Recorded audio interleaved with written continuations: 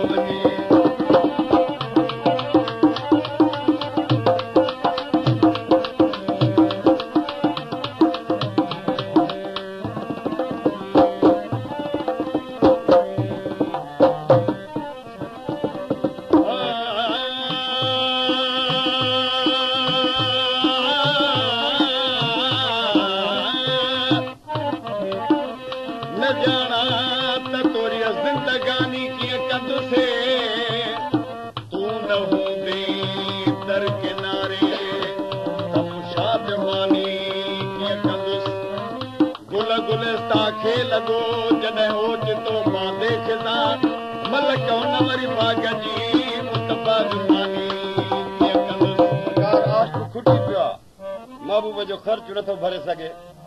हाणे मजबूरीअ खां छा थो करे उहो तव्हांखे शहर ॿुधाईंदो गुंदीअ मां अन खणी मूंखे यार जी पूराई करणी पई भातियुनि खे निंड वरितो गुंदीअ में हथ गॾियमि गुंदीअ मां अन खणी मूंखे हिन यार जी पूराई करणी पई घर खे ॾेई फणी यार जी पूराई करणी पई इहे ढोर ढगा विकिणी मूंखे यार जी पूराई करणी पई ढोर ढगा विकिणी मूंखे यार जी पूराई करणी पई अलाह मींहुं लहियो सभई सामान खणी मूंखे यार जी पूराई करणी पई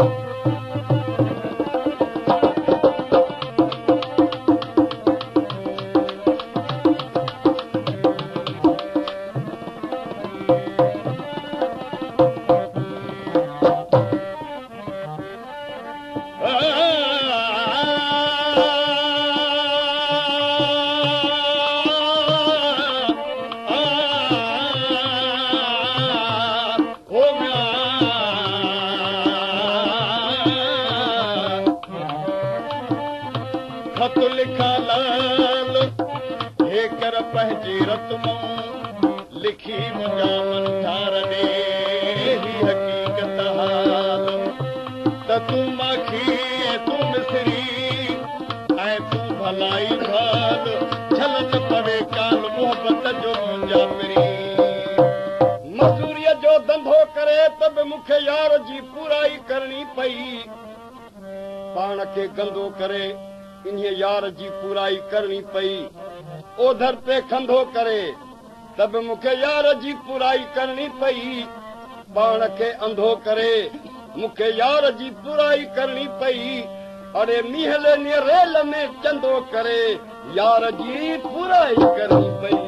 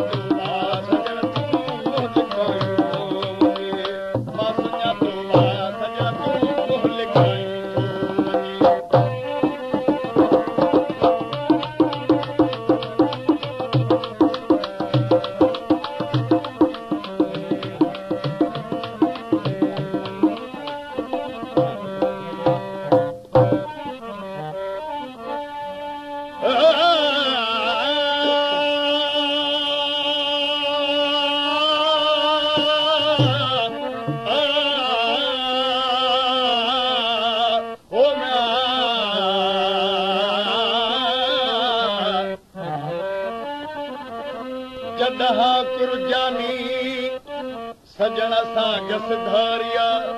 रात्या राहत नाहका ॾींहं हैरानी आ पंहिंजे जानियता थिया कोड़ी कुर्बानी रज़ा रबानी न त करियां बस विसाल खे सुहिणल साईं जीअं सदाईं जाॾे पेर हुजई ताॾे ख़ैर हुजई महबूब खे दुआ थो करे साईं सुहिणल साईं जीअं सदाईं जाॾे पेर हुजई ताॾे ख़ैर हुजई तूं आ मुंहिंजे सिर जो साईं जाॾे पेर हुजई ताॾे ख़ैर हुजई तूं आ मुंहिंजे सिर जो साईं जाॾे पेर हुजई ताॾे ख़ैर हुजई मूंसां नातो नींहं निभाई या न निभाई जाॾे पेर हुजई ताॾे ख़ैर हुजई अलाह हीअ मींहं लॻी अछड़ी ॾाढ़ी बचाई या न बचाई जाॾे पेर हुजई ताॾे ख़ैर हुजई